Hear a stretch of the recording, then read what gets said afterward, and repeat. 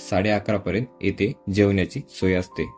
वरण, भात, 2 प्रकारच्या भाज्या, पोळ्या, शिरा आणि लोणचं अशी बिना कांदा लसणाची चवदार अनलिमिटेड थाली फक्त इथे 60 रुपयाला भेटते.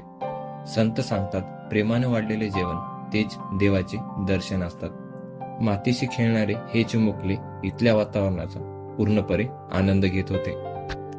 मंदिरामध्ये प्रभू श्रीराम, माता सीता, लक्ष्मण आणि हनुमानाचं दर्शन घडते.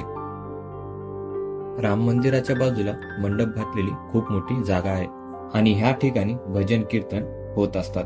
विठुरायाच्या सुंदर मूर्तीचं दर्शन घडते आणि मंडपाच्या बाजूला तुम्हाला राधाकृष्णाचं दर्शन घडू शकते.